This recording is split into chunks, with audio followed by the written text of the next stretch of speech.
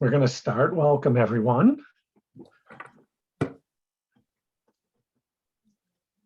It was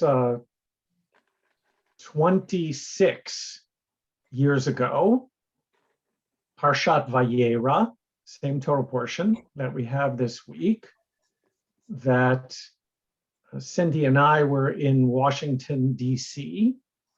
We were there ostensibly for the United Synagogue Convention.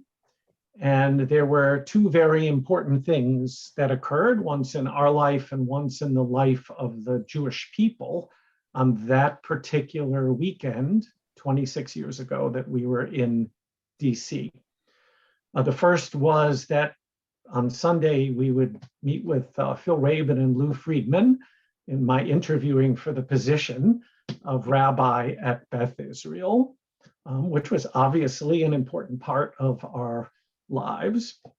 But the second thing that happened was coming down in the elevator on Shabbat afternoon, or on the escalator, I believe it was, in the DC hotel, and immediately hearing the news of the assassination of Yitzhak Rabin.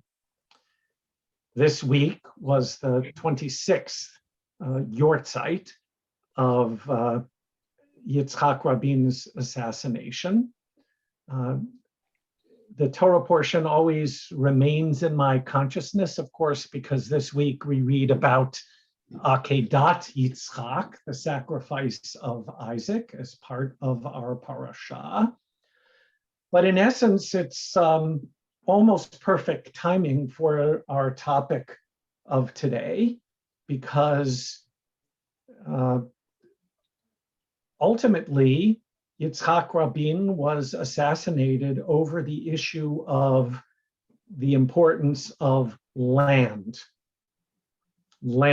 for the Jews, obviously land of Yitzhak Yisrael, of Eretz Yisrael. But in the case of those who ended up assassinating Rabin, it was because of the willingness to give away any of that promised land from last week, Lech lecha la'artzecha, the land that I promised you. There are actually two sessions in the Hartman course that have to do with attitudes towards the land. One that we're not going to cover, at least not fully tonight, but we'll glance at some of it in perspectives from inside the land of Israel. That would have been the Yitzhak Rabin episode of the sacredness and importance of land.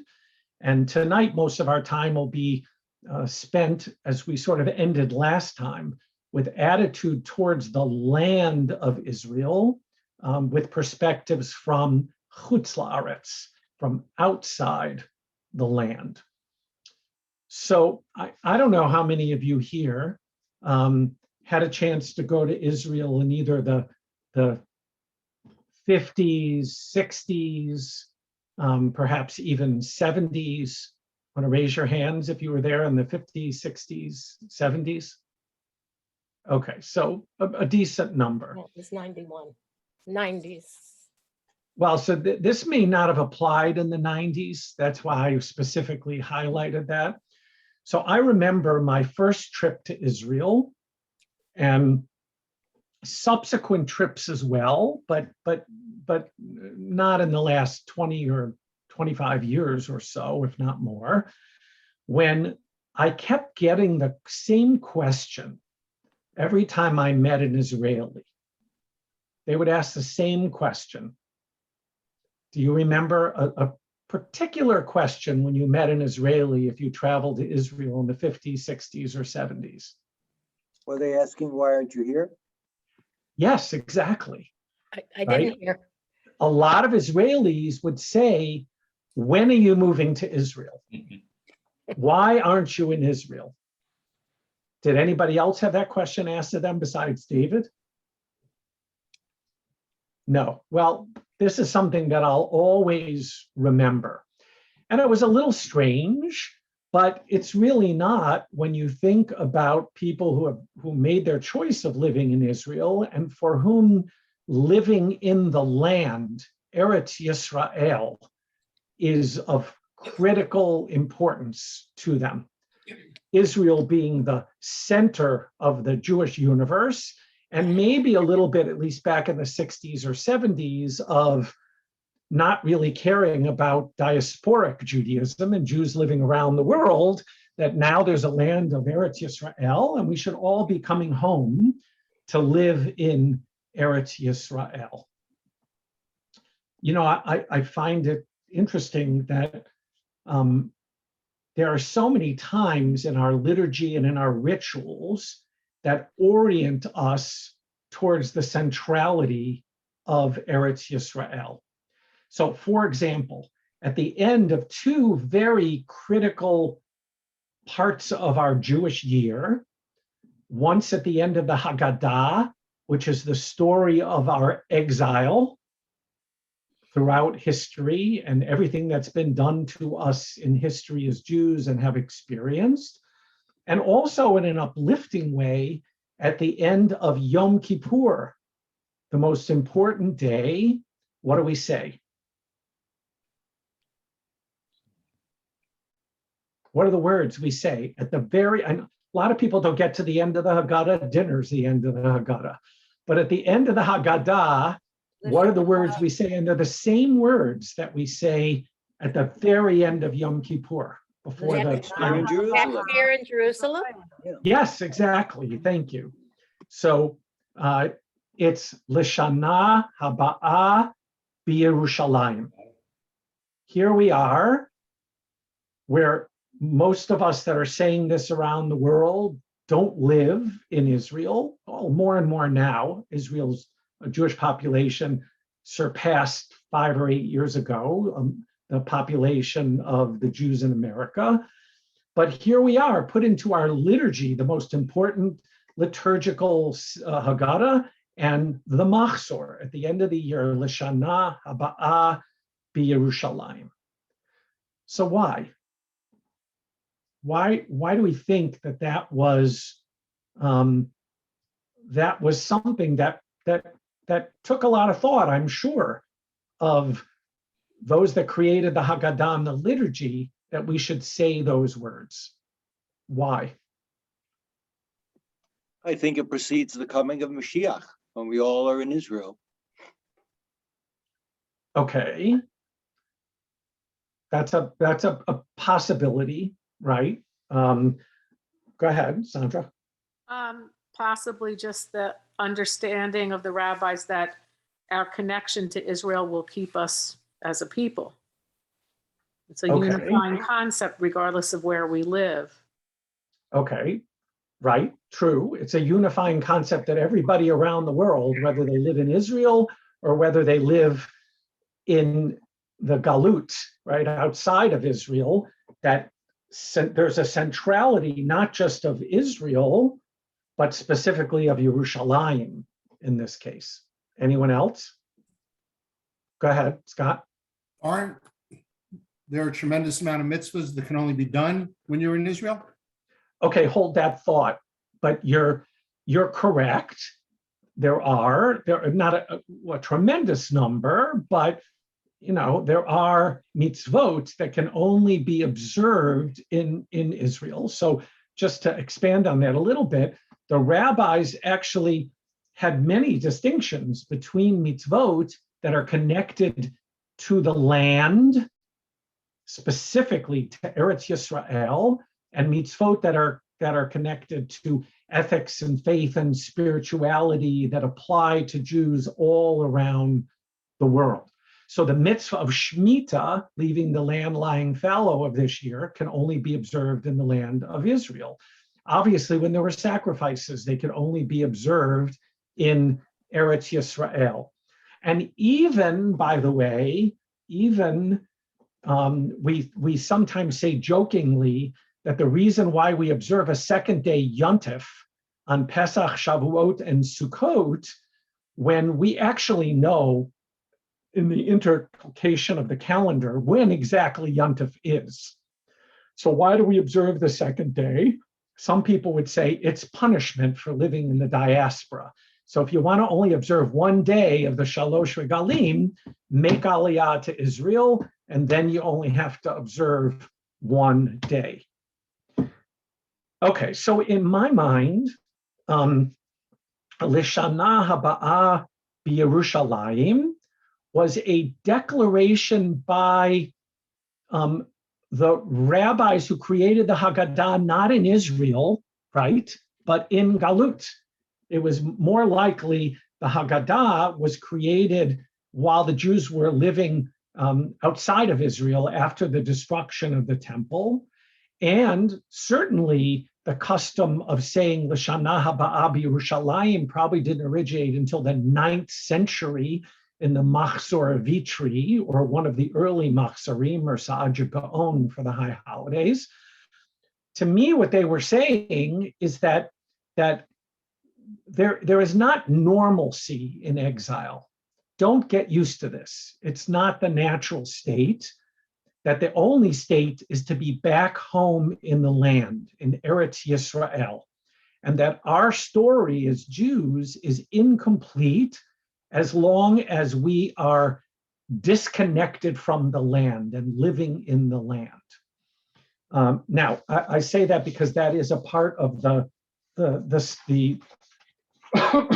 not in the way that I described it with text, and they use text in another video, but that's part of perspectives within Eretz Yisrael, right? And it's grounded in that the Torah was meant to be a systems of laws and Torah in a sovereign land.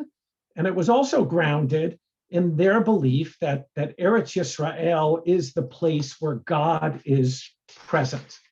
So while God is certainly in the whole world, there is only one space under the direct governance of God, and that is in essence Eretz Yisrael.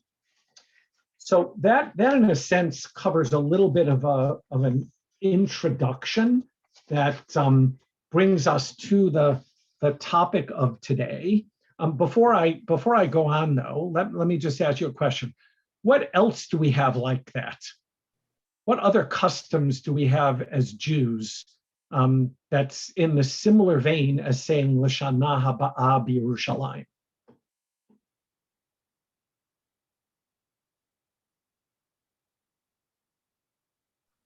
Go ahead, just unmute. Okay, well, we pray for rain in Israel with Mashiva Ruach. We don't, Okay, we're not praying very for rain good. here. So we do Mashiv HaRuach, which is not for rain here, but rain and fertility for the land. Good. And what else?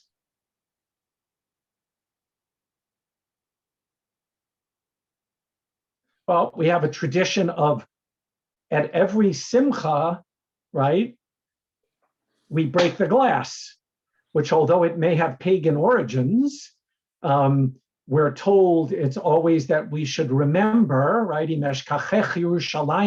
Right? If I forget you, O Israel, may, lots of things happen to me that aren't very nice, right? And we also traditionally, in order to mourn the loss of the land and the hope of coming back, every Jew is supposed to leave a part of their home unfinished. You're supposed to leave one little part of your home unfinished, so you remember the destruction of Jerusalem. So tonight, we're going to switch things up a little bit. And by that, I mean we are going to first study the text, because I think that the text will help us a little bit understand the lecture. And I was thinking last week I should have studied the text first, and that would be give us make the lecture that we hear tonight a little more meaningful. But this is all about exile. And as we're doing it, we should be thinking about questions that will come through the video lecture also. To what extent is the land of Israel central to your identity? And even in a to your feeling a sense of at-homeness, right? Do you have a sense of at-homeness with Israel when you've been to Israel? Do you have a sense of at-homeness where we live in the United States? And what are your feelings about that? And then even the more radical question, which is certainly being asked by the next generation, is the land of Israel necessary for the thriving of Judaism, which would certainly have been a heretical concept 100, 200, 500, and 1,000 years ago.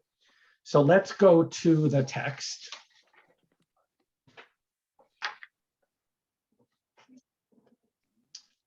Is it up? Okay. Okay. Yeah, it's fine. So we're going to start with the text from Yirmiyahu, from Jeremiah, which, you know, I guess I would title it, I think it's referenced maybe in the lecture, Exile in the Meantime. Exile in the Meantime. All right, somebody want to read? Just pipe up. Thus says the Lord of hosts, the God of Israel, to all who are carried away captives, whom I have caused to be carried away from Jerusalem to Babylon. Okay, so there we have the setting of the scene. Yirmiyahu already knows that there are the captives, the temple's been destroyed. He's the tortured prophet that had predicted that this would happen. And they've all been carried away, or almost all of them have been carried away to Babylon. So what's one of the first things that he says to them? Go ahead. Build houses and dwell in them, and plant gardens and eat their fruit. Go on. Yeah. Take wives and fathers, sons and daughters, and take wives for your sons, and give your daughters to husbands, that they may bear sons and daughters, that you may be increased there and not diminished. Okay, so what's Jeremiah's advice here? Live, you know, go on with your living and Right. multiply. Okay. Anyone else? I mean, I think you're right. It's create a life for yourself. Don't mourn that you may not be able to come back. You don't know that you're going to be able to come back, but create a life for yourself, right?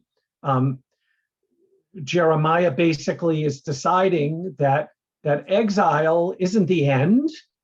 It isn't the end of the Jewish people being outside of the land, which, by the way, runs in contrast, and I know I either mentioned this last week or the previous week, but the claim of Christianity, right? The claim of Christianity would have been, since God exiled the Jewish people, it means that they broke the promise to God, and therefore the covenant is not with the people of the Jews. The covenant is the Brit Chadashah, the new covenant, which is the Hebrew name for the New Testament. Okay. Continue on, Edie, verse 7. And seek the peace of the city where I have caused you to be carried away captives, and pray to the Lord for it, for in its peace shall you have peace. Sound familiar to you? Anybody? What's he saying here? When in Rome, do as the Romans do. Yes. In a sense, only up to a point. That you live by those rules, and that's how you create peace, not by fighting the rules, but by observing the rules. Not to the extent of not observing halakha, but the secular rules. Okay. So, and by the way, go ahead. Would it be assimilate? I don't think we really want to assimilate, but would it be? So again, when you're there, don't just make yourself comfortable and build a life for yourself, but darshu et hashlom ha'ir, seek the peace of the city. right? Wherever you had it, and pray to God for the city, because only in the peace shall you have peace. What do we do now? What do we do in the synagogue? Not every Shabbat, but many Shabbatot. A prayer for the welfare of our country. Sure, we say a prayer for the country. This is the, one might say, the biblical origin of the idea of saying a prayer for the country. You not only take wives and have children and make a life for yourself, but literally make a life where you are. And whoever said it, I think David, I think you said this is accurate as well, because later on in rabbinic tradition, we end up saying minhag hamakom, right? If you're in a city, you follow the minhag of the city, or that the law of the country is the law. And if the law of the country says one thing and Jewish tradition or minhag says something else, you follow the law of the country, right? That you have to be there, right? Okay, so we're not going to read the next two, but basically, life continues, right? Jewish life continues, even in a non-sovereign way. And Jeremiah is critical for framing the Golah. Just go back up again. Sorry. Go back up to the beginning, David. There. If you look at the second word in Hebrew, second line, first word in Hebrew, it says, which basically in English it translates to, I've caused to be carried away from Jerusalem to Babylon. But that first word there is higleti, which is a form in a verb of the word golah. And golah means outside of Israel. Diaspora, right? Anywhere outside of Israel. Okay, so now let's go to the second one, the prophet Yechezkel, who actually was taken out of Jerusalem much earlier, before everybody else. He was a Kohen in the temple, and the Kohanitic group was taken into captivity before necessarily the destruction of the temple. And let's see what Yechezkel has to say about, again, setting up this, I guess one could say, I said exile in the meantime, but you might say, what's the rest of the story? Is exile the end of the story, which we may have believed that it was as Jews? So someone want to read Yechezkel? Therefore say, thus said the Lord God, although I have cast them far among the nations, and although I have scattered them among the countries, I have been to them a little sanctuary in the countries where they have come. Stop. Stop for a second. Right? So what is that? What stands out? What phrases that you might be familiar with stand out here? Scattered among the countries. Okay, well, that's part of the galut, right? Being scattered. What else, though? Little sanctuary in the countries where they have come. Right. So, and in Hebrew, that is the second line in Hebrew, third from the last word, right? I will be for you a mikdash me'at. I have been for you as God a small sanctuary, right? In the countries where you have come. And what is that? What do you think that means? What was that message to the Jews living in the diaspora in Babylonia? I'm still there for you. Well, it's more right. It's more that I'm still there for you. It's that a little more than that. The temple is not sacrosanct. You can still pray elsewhere. Okay, you can still live a Jewish life elsewhere, which is why synagogues historically, as we will see, were called Mikdash Me'at, because you had the Beit HaMikdash, the holy temple, and you have Mikdash Me'at according to Ezekiel, right? But what else is God saying? I think at that period, many people thought each area had its own God. But this, I think, is saying that the God of Israel is in Israel, but also with where the people had moved to in Babylon. Okay, so right, so God is saying, I came to you, right? I'm in your Mikdash Ma'at. I'm with you in the diaspora. There is sacredness and holiness in the diaspora, and I will be there for you even though you're scattered. Okay, let's read the next line. Therefore say, thus said the Lord God, I will gather you from the people and assemble you from the countries where you have been scattered, and I will give you the land of Israel. So what does this line add? I will give you the land of Israel. And you can go back someday. Right. You will someday come back. By the way, what was the actual reality historically? After the destruction of the first temple, were they able to come back? Yes. Yes, there's, Okay. Not for a long time. well, under What? Cyrus, they were, Well, when King Cyrus came to power. Okay, so Cyrus or Darius, depending on which one you follow, maybe 40 to 50 years, gave a decree. You can go back. It's fine. You can go back to Israel, right? Did they go? Some did, some didn't. Very few went. Oh, really? They were already assimilated Babylonian Jews, right? I always like to remind people, because we're going to study number 3 now, a portion from the Babylonian Talmud. There are 2 Talmuds, right? There's Babylonian Talmud and there is Jerusalem. Jerusalem Talmud. And as Jews around the world, including Jews that live in the land of Israel and study Talmud every single day, what Talmud do they study? Oh, it's Babylonian. Babylonian.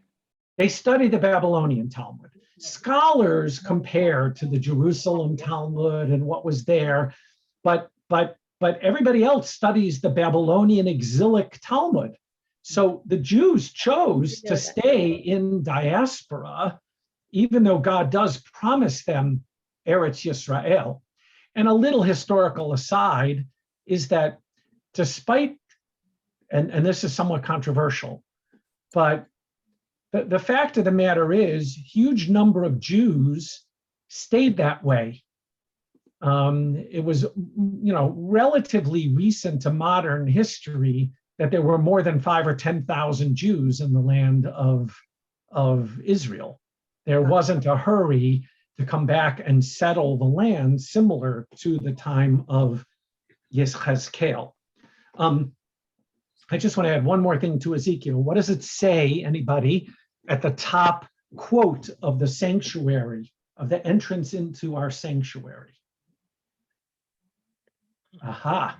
Into the little son.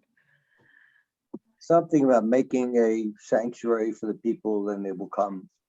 I can't quote it directly, exactly, Okay. but something to that effect. But that's good.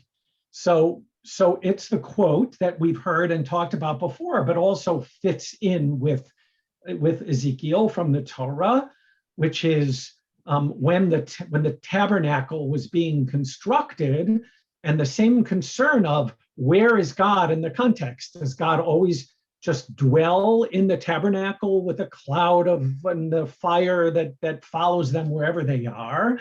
And the Torah says, "V'asuli mikdash v'shachanti betocham," and you will make for me a mikdash, like the word mikdash me'at, right? V'shachanti, and I will dwell betocham.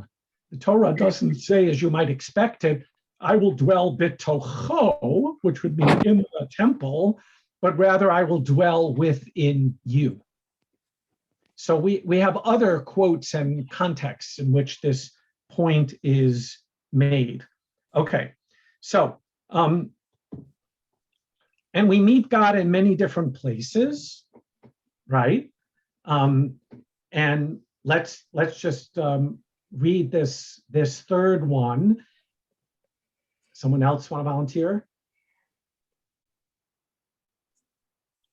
Yet have I been to them as a little sanctuary, Reb Isaac said. Which is a commentary on, right? It's a commentary on Jeremiah. On Ezekiel. Go ahead. This refers to the synagogues and houses of learning in Babylon. Reb Eliezer says this refers to the house of our teacher in Babylon. Rabbi gave the following exposition. What is the meaning of the verse, Lord, you have been our dwelling place? This refers to synagogues and houses of learning. Abaya said, formerly I used to study at home and pray in the synagogue, but when I noticed the words of David, O Lord, I love the habitation, me'on, of your house, I began to study also in the synagogue. Okay. So what were they doing in this text? Were they really discussing the minutia of it? What was the purpose of this back and forth? To make the synagogue an important place? Yes.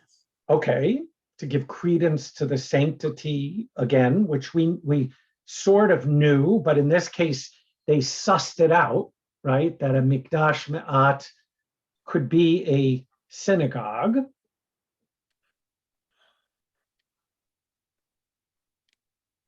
Or it could be Place to what? study.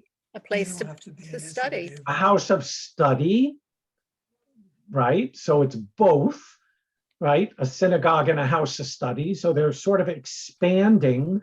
And what's the message they're trying to convey? That your Judaism, your being can be anywhere. Your spiritualist can Right. be anywhere. Okay, good. So, we can meet God when someone comes into the Beit Knesset, into the Beit Midrash, and that Jewish life continues to exist outside of the land of Israel, right?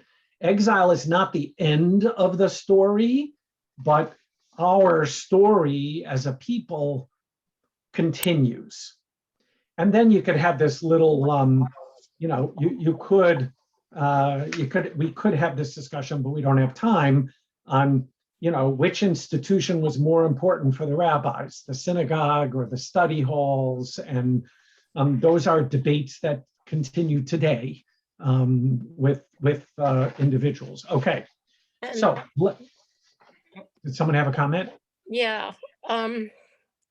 All right, I'm losing my train of thought. So the peoples who have been like from the Inquisition, who have maybe said they weren't Jewish anymore, but they were practicing Judaism. They could still practice it in their home, even though they're not allowed to. Right. Okay, and so that follows with the fact that Judaism isn't just a Judaism of the synagogue, it's creating sacred space at home, whether it's study and raising your family, which is ultimately why traditional Judaism potentially exempted women from having to observe the mitzvot, because observing the mitzvot means going to synagogue and going out, and that, you may not like this explanation, or we may not, but that it was so critical to create sacredness in the home that you could practice it anywhere. Okay, so let's go to text 4 from Devarim, from Deuteronomy, which gives us a little bit of a different take why the Jewish people were sent into exile. And just as a little ahead to the text, to the video that we will eventually see, this is the first of three different views that will be shown in the video. This one entitled sort of pessimism, that exile is a life of pessimism. So let's read it. Somebody who hasn't read yet, want to read? Sure, I'll read. Oh, go ahead, Okay. David. Okay. The other David. And the Lord said to Moses, behold, you shall sleep with your fathers, and this people will rise and play the harlot after the gods of the strangers of the land, where they go to be among them, and will forsake me and break my covenant, which I have made with them. Okay, so this is the prophecy, right? This is what's going to happen, right? They'll play the harlot, they'll follow other gods. Deuteronomy is filled with this. There's a Deuteronomic cycle, right? God loves the people of Israel. He gives us, we don't listen to God. He gets angry at us. He forgives us. That appears over and over and over in the book of Deuteronomy. Go on. Then my anger shall be kindled against them in that day, and I will forsake them, and I will hide my face from them, and they shall be devoured, and many evils and troubles shall befall them, so that they will say in that day, are not these evils come upon us, because our God is not among us? And I will surely hide my face in that day because of all the evils which they shall have done, in that they are turned to other gods. Okay, so anything sound familiar there? There is a major piece of theology of theodicy in particular that's in those two verses of 17 and 18. Well, it fits the, well, because it's from Deuteronomy, the paragraph in the Shema that's so negative, about what will happen. But I guess it comes right from here. So, just a different place in the book. Okay, so what does God say is going to happen after they forsake God? What does he say he's going to do? Yeah. Forsakes Why? them. I think what I read here is that God is never going to leave the Jewish people. The Brit will remain, but what God will do is God will turn his face away or hide his face. And many people say that during the Holocaust, God turned his face away from the Jews, and as a result, we suffered the Holocaust. God didn't leave us, but God turned his face away. And when Okay. we bless our children, we talk about, may the countenance of God shine upon you. In a sense, I've always seen that to mean, may God's face, may you be face to face with God, as it were, or may his face shine on you. Okay, very good. And interestingly enough, David, just to tie it into that, right? When we bless sons, we use, as I was explaining to our new class of parents of kids in 3 and 4 this past week and talking about Shabbat, we wonder, why is it we use Yesimcha Elohim ephraim v'chim Menasha? In other words, well, we know why we use it because it's in the Torah that way, right? That Jacob is at the end of his life, and instead of blessing his children in the same way, he calls Joseph to bring his 2 children that become part of the 12 tribes, and he says, Yisimcha Elohim ephraim v'chim Menasha. And what made Ephraim and Menashe different than all the other sons of Jacob? They got along. That's one thing, you're right. They were the first ones to break the cycle of killing each other, of sibling rivalry. What else, though? They were the first They were children raised of in Egypt. Yes, they were the first diaspora. They were the first diaspora children. So your comment about Yisa, Adonai panave lecha, v'yasem lecha shalom, the opposite applies. Here they were in the diaspora. We're not historically speaking the same, but it's a nice thematic connection. So I just want to point that out in Hebrew in that second line, Yud Zayin 17, the first line of verse 17 there, the third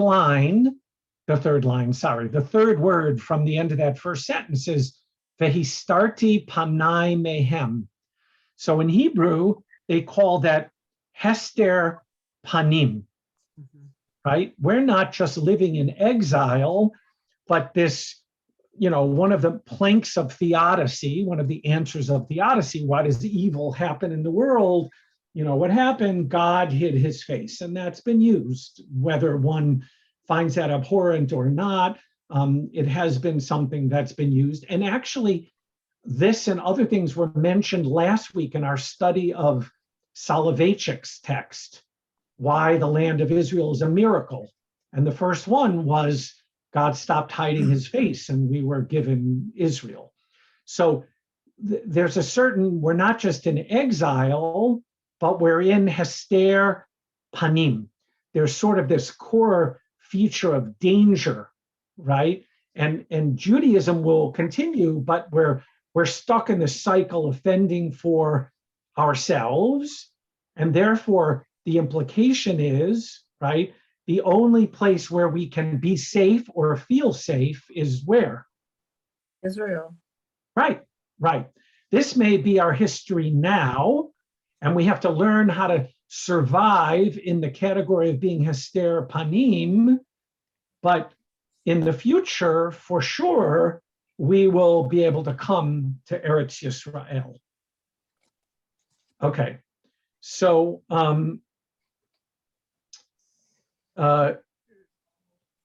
let's skip this next text, which basically says the same thing, that in the end, an Israelite in the Babylonian Talmud, an Israelite is someone can't be anyone else but someone for whom God has hid God's face, right? And the implications of Jewish history and the way they fell out of it being what is it? I forget the Yiddish, schwer sein a Yid, right? Is that the phrase? It's tough being a Jew. Right? And just as a little aside, the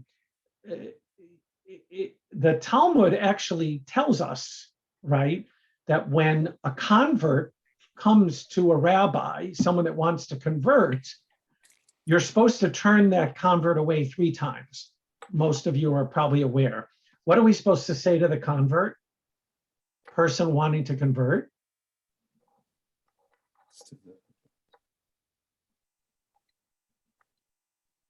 Anybody? We're supposed to say to them, are you Meshuggah? Right? Why would you want to be a Jew?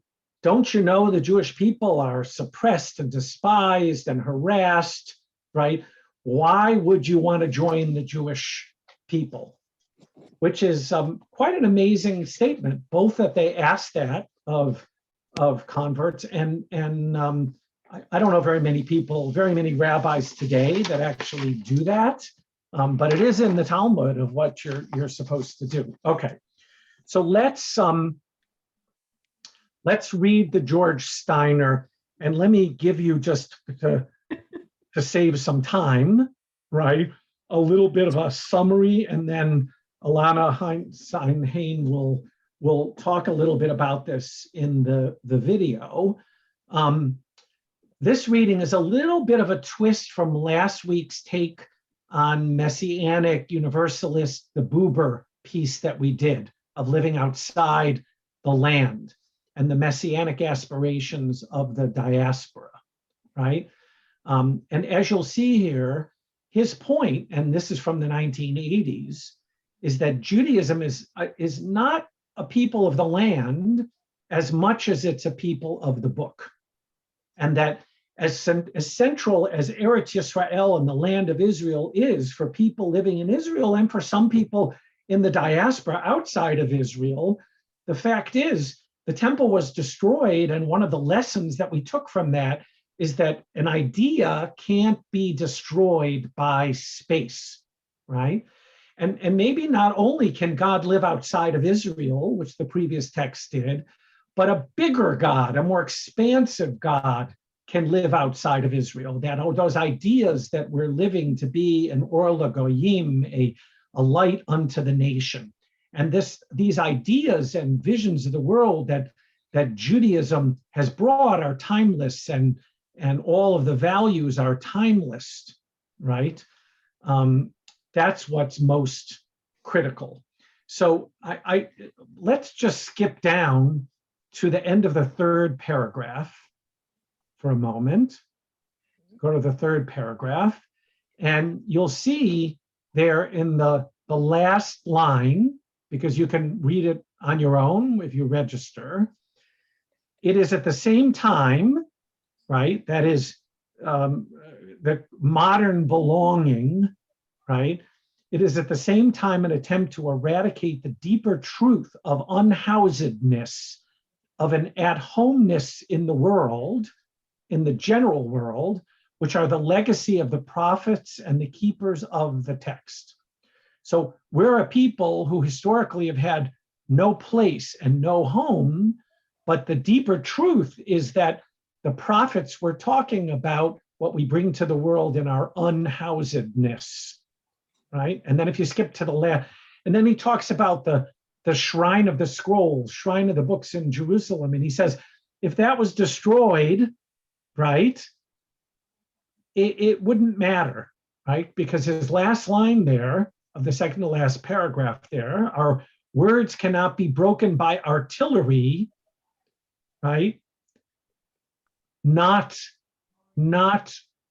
through live-in bomb shelters. It shouldn't be thought, it should be through, right? The next sentence, lock materially in a material homeland, the text may in fact lose its life force and its truth values may be betrayed. Listen to what he's saying here, that actually being locked into the idea of a land and a land and a land, that it may lose the text, the Torah, the values may lose their life force, and the truth values may be betrayed. But when the text is the homeland of wherever we live, even when it's rooted only in the exact remembrance and seeking of a handful of wanderers, nomads of the word, as we've been in the diaspora throughout most of our history, it cannot be distinguished. Time is truth's passport and its native ground. What better lodging for the Jew? So you will see that as part of the model, of an additional model that comes as part of the video. And then just to give you a little advance, the other model that she talks about, it's interesting that the person she chooses, and the reading is on the website, a more extensive reading of an interplay between Jacob Blaustein in 1950 with a Baltimore connection and David Ben-Gurion, which was almost unprecedented for the 1950s, because basically he was giving the message to David Ben-Gurion pretty early on in Israel's history, that for us, exile is home, that diaspora is not exile, and that Jews can have multiple homes, can have two promised lands. So with that, we are going to show the video that's about 23 minutes. And as we show it, think a little bit, and hopefully after tonight, about how, as you listen to this, you understand your relationship to Eretz Yisrael, specifically in living outside of the land, right? And if you've been to Israel, what about Israel feels like home? And when does America feel like home? So let's go to the video.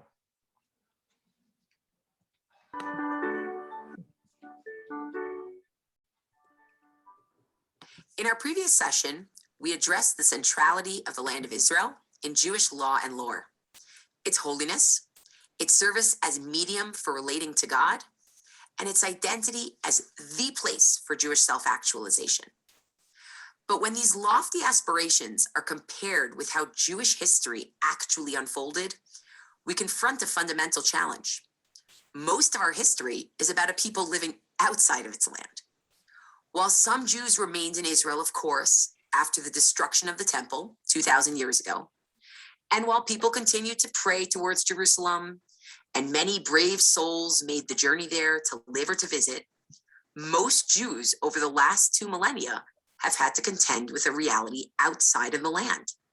It's been an exilic reality, a decentralized reality, and often what felt like a disconnected reality. Unlandedness as a key feature of Judaism necessitates new paradigms. It necessitates, for example, new political paradigms. As opposed to thinking about how to shape Jewish sovereignty, we need to think about how to relate to host nations where we're not the ones in control. And where do we turn for guidance in this? A Jewish reality outside of the land also demands new religious paradigms. For a land-centered religion, exile can feel like the end of the road, a tearing up of the divine contract, God forbid. When our mission has been defined by Abraham seeking out the land of Israel, when our story as a nation is about wandering through the desert to reach that same sacred land, when our very identity of Jews marks some of us out to be priests for service in a temple, how can we ever envision our relationship to God outside of the land? Does severing our physical ties to the land mean severing our ties to Judaism itself? If not, we're going to need a theology that can continue to inspire us and to explain our relationship with God when we no longer find ourselves in the place which God shall choose. And it's the prophets Jeremiah and Ezekiel who become the voices for life outside of the land. Theirs has become the practical blueprint for Jewish communities throughout the world. Speaking to Jews who were captured and resettled in Babylonia, Jeremiah, or Yirmiyahu in Hebrew, directs them to build houses, to plant gardens, to start families. As for politics, he warns them, seek the peace of the city where I have caused you to be carried away as captives, and pray for it, for in its peace shall you have peace. Support your host government, seek its welfare. Do not maintain a grudge, even against your captors. Yirmiyahu offers a strategic model for political and material life in a diaspora. As for how the Jewish people could be expected to reach God after leaving the land, that is the domain of the prophet Ezekiel.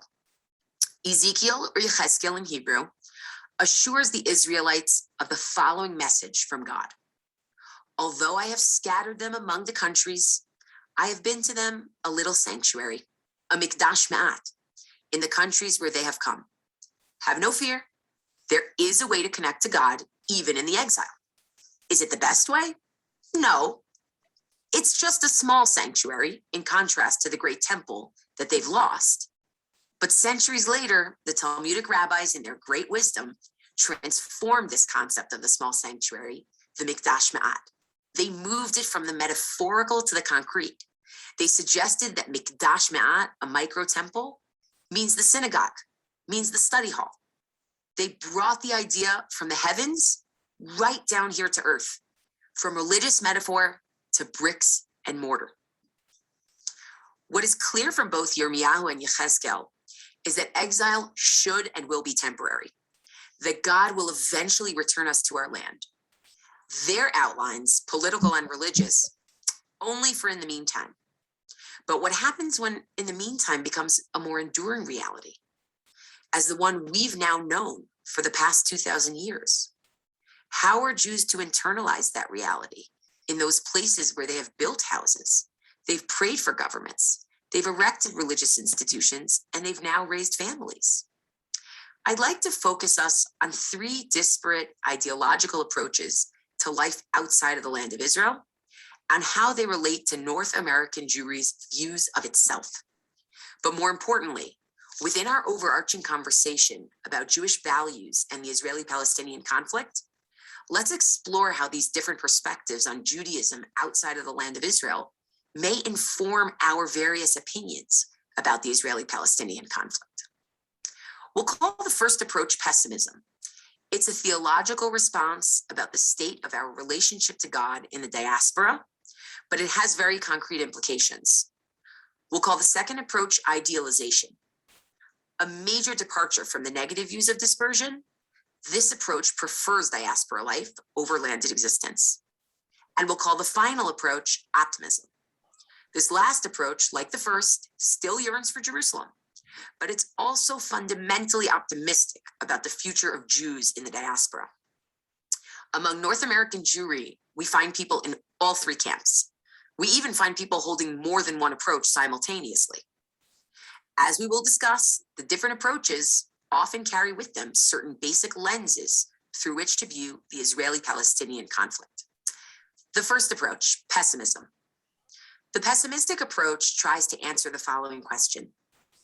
Our history, unfortunately, has been full of massacres, crusades, blood libels, pogroms. But what has become of Yechezkel's promise? He promised that God was available as a small sanctuary in the diaspora. Have the Jewish people lost their God? Isaiah describes this Israel of the future in which all is right. The wolf shall live with the lamb, the leopard shall lie down with the kid. But what happens when the wolf seems to be pursuing without end in sight? Hence the pessimistic model. It's a model that assumes that the Jewish people are fundamentally living in a state of abandonment. Expressed theologically, it's called hester panim, the hiding of God's face from the Jewish people. Indeed, it's quite a departure from Yechezkel's diaspora theology. And this perspective digs deeply into what the instability of Jewish life in the diaspora means inherently. The rabbis seem to notice just centuries after the destruction of the temple that diaspora was not a phase that was going to pass so quickly, nor were its persecutions. Instead, they were key features of Jewish life outside of the land of Israel. To expand this beyond its theological dimension, this is a perspective which says that Jewish life in dispersion is essentially a life imperiled. While we may thrive in some eras, danger always lurks just beneath the surface, just beyond the horizon. Jewish life in the diaspora is unstable. Unfortunately, the pattern of tragedy after tragedy throughout our history has indeed reinforced for many Jews the rabbinic statement that a person who does not experience God's face as hidden is not a true Israelite. Thankfully, today, we as North American Jews, we don't generally feel this sense of danger that our ancestors felt, and that some Jews in some places in Europe are feeling today. Nonetheless, the crisis narrative that the Hester Panim model perpetuates and endorses is not foreign even to Jews who feel quite comfortable in the diaspora. Deep down, there's a sense that good times for the Jewish people in the dispersion, those are the aberration. The subtext is that God is hidden. This model puts us on our guard, preparing us for the worst. Within this approach, Israel becomes a very important symbol. It becomes the symbol for safety and security. And in context of thinking about the Israeli-Palestinian conflict, this attitude will naturally emphasize the value of self-preservation, of security, of Israel being the only place in the world where Jews can actually protect themselves. And many North American Jews approach the Israeli-Palestinian conflict through this lens. In the diaspora, we have no choice but to allow others to threaten us and others to defend us. But this should not be so. It must not be so in our own land. We should be aware of this lens that many of us use when talking about the conflict. Of course, it bears noting that the pessimistic view in its purest form, it doesn't see Israel solely as a political entity. The goal of life in the land should involve further development of rich values beyond safety and security. It should involve a relationship with God, a Torah perspective.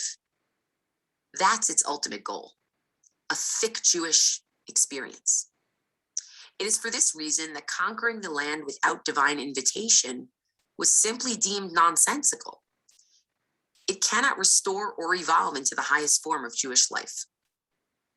Nonetheless, if exile equals danger, then Israel, first and foremost, equals safety, be the framing theological, military, or otherwise. The second model, which we call idealization, takes the exact opposite approach. As literary critic and philosopher George Steiner writes, exile is our redemption. This is more than optimism about the diaspora experience. It's actually a desire to retain it and a fear that political autonomy, while sometimes necessary, will distract us from continuing to work on our Judaism. Steiner takes the understanding that political sovereignty is not the ultimate goal of Judaism, and he recasts it as a prescriptive argument. Even as we want safety and security, we want diaspora. We need diaspora, he argues, because living in a state of not being at home can afford us unique opportunities for Judaism to develop in new ways.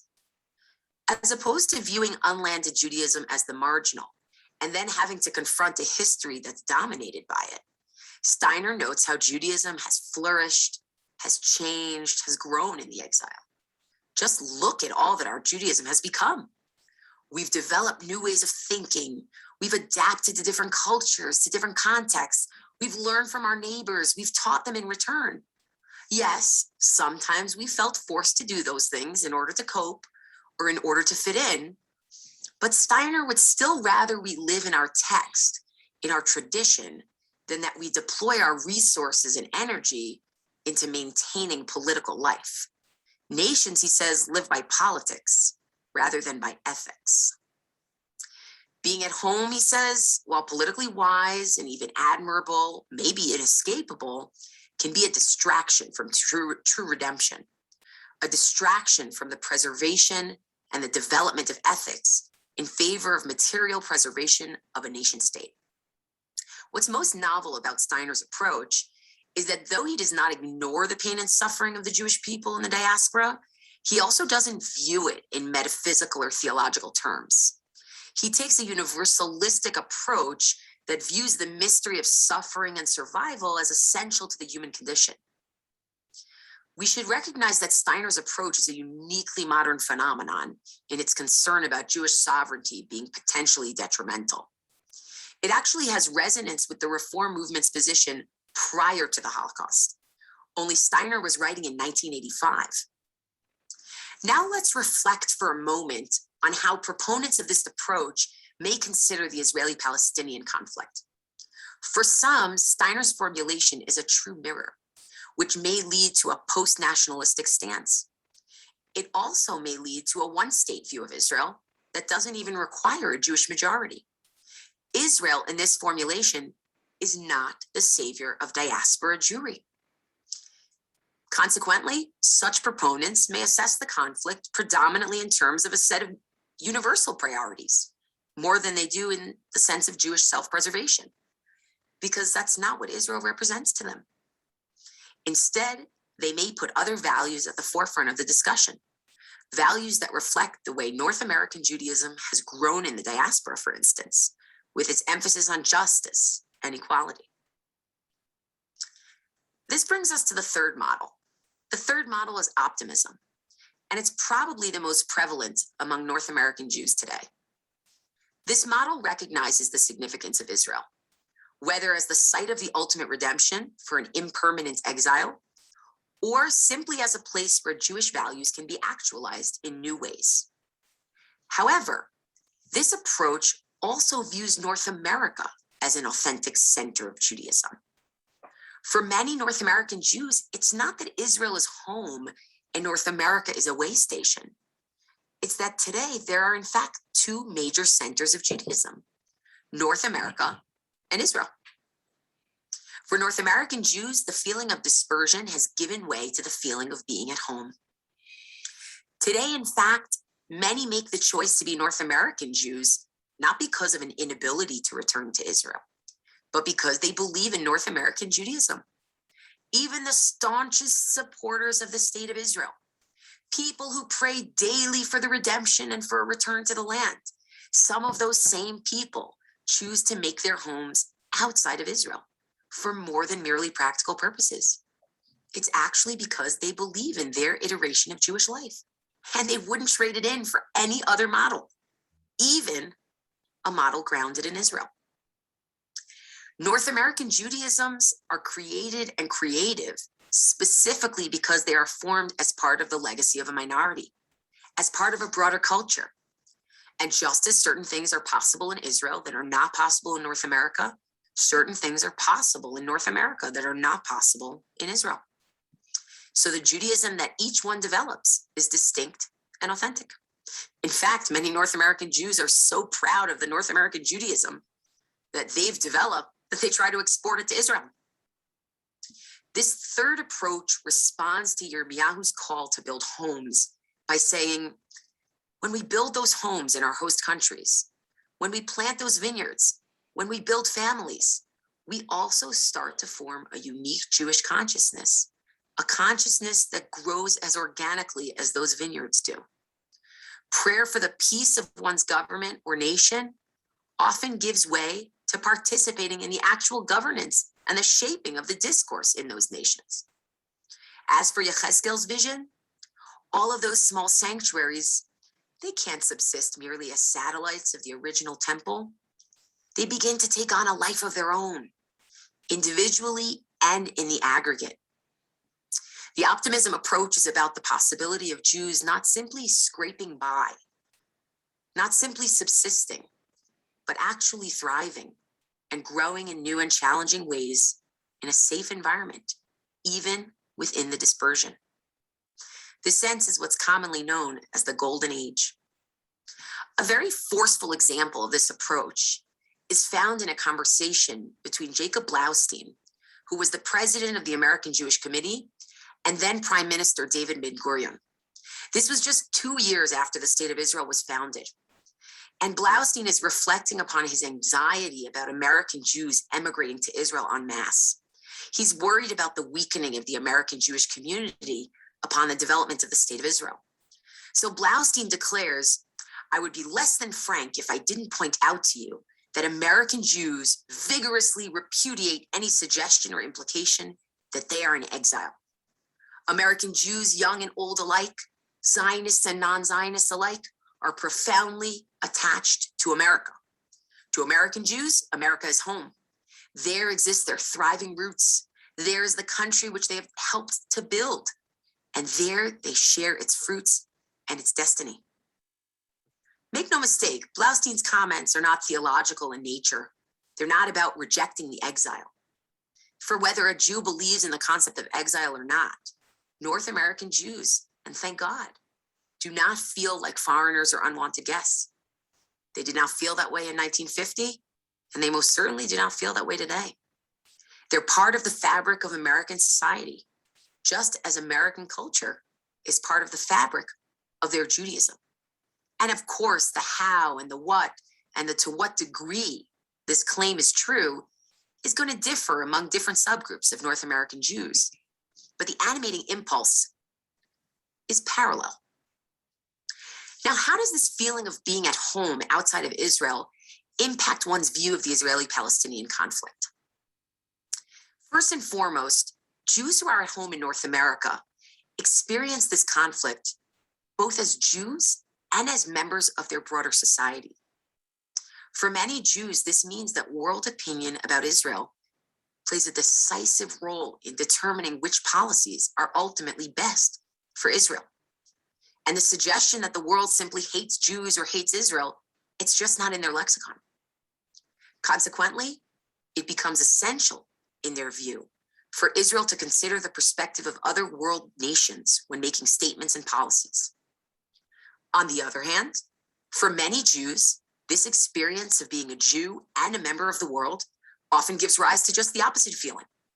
While they generally feel at home, optimistic about their experience in North America, negative media coverage of the conflict, moments of friction between America and Israel, gives them pause. It gives them pause about that feeling of being at home. So first and foremost, it's that dual identity that impacts Jewish communities all over North America so fundamentally with regards to the conflict. Second, for Jewish communities steeped in Americanness, the American values of democracy, human rights, racial equality, and the like, they've all become more pronounced as Jewish values. So when North American Jews look at the conflict, many of them consider not only the question of how should Israel protect itself, but also questions of what are Israel's responsibilities as a democracy? What rights do Palestinians have? This fundamentally changes the nature of the conversation. Lastly, North American Jews who feel that North America is a genuine Jewish center, they're simply more confident that their opinions and their voices actually matter. While of course they admit that they do not have the firsthand experience that may animate Israeli conversations about the conflict, they're still determined to offer their perspective as one which represents a strong Jewish community. We've tried to outline here 3 distinct approaches to diaspora Judaism. All 3 move beyond Yirmiyahu and Yechezkel's program for the temporary diaspora, and all 3 explain dimensions of how North American Jews relate to the Israeli-Palestinian conflict. Of course, no one community and no one person will necessarily subscribe to a single one of these paradigms. Instead, they may vacillate, and there are likely conflicts within local communities. Optimists will have pessimistic moments and vice versa. The children of optimists may find themselves advocating for the idealization model. These boundaries are more permeable than we think. But hopefully, by studying the deeper roots of our own views and of trends within the North American Jewish community regarding the Israeli-Palestinian conflict, we'll gain insight into how to think about the road ahead, and most importantly, in how to speak to one another. Thank you.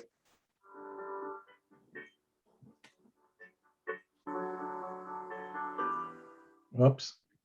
I realized after I watched this video, I almost forgotten about this, but about 25 years ago or so, I was asked to be one of 3 presenters at BHU at the time on your vision of Israel as someone living in the diaspora. And there were 3 of us that presented. And as I was listening to Alana Hain, each of us actually presented pretty much one of each of these 3 views of pessimism, idealization, and optimism. I'll let you guess which one I presented. And somewhere in the annals and the books of BHU was a published lecture, a sponsored and published lecture. But what resonated with you in this video?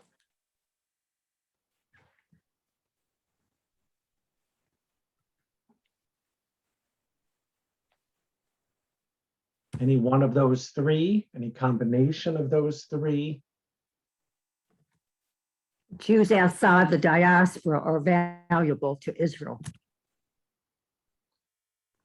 Okay, so that's sort of an additional, you could put that as a subset of the third of optimism, that there are 2 Jewish centers, and Israel has something very important and critical and historical and religious that we gain out of Israel, but that diaspora and American Jewry at homeness also has a lot to be able to contribute, not just materially, but ideologically and in other ways to Israel as well.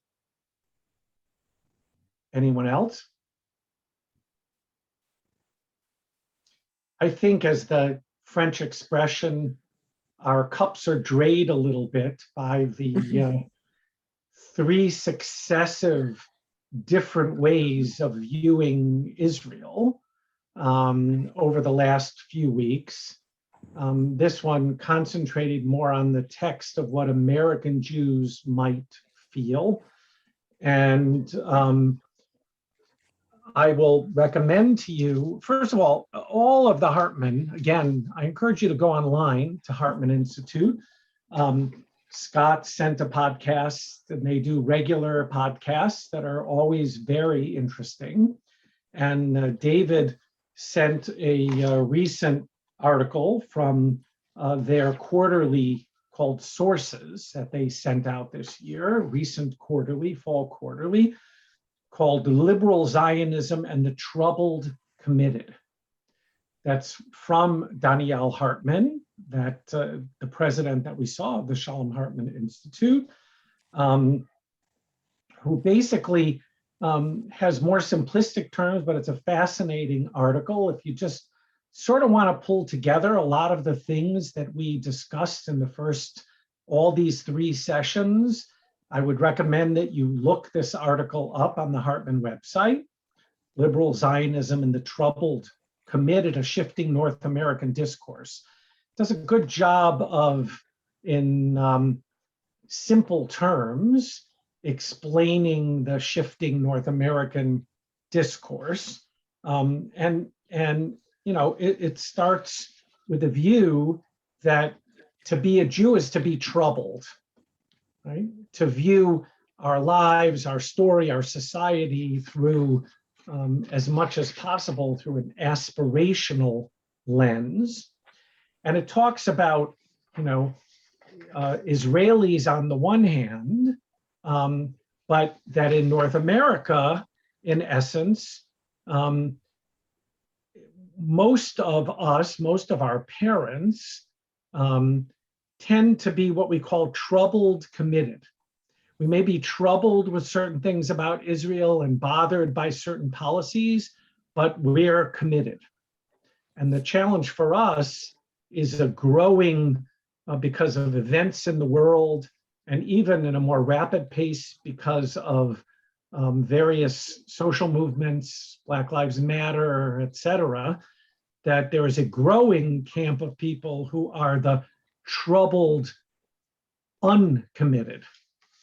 And I thought he actually put it well when he said, and I think this applies, that many trouble-committed parents, meaning people that understand that Israel has flaws, but they have a base commitment to Eretz Yisrael, many trouble-committed parents don't know how to talk about Israel to their increasingly hyper-troubled children whose commitment to Israel is no longer taken for granted, right? And it causes them to wonder, many of us to wonder, whether what is my commitment? And he comes up with 6 simple solutions of how to change the paradigm in our discussions of helping people. And that is on the Hartman website. And I'll probably send I'll send it out to everyone from the first list of our first night so that you can have that.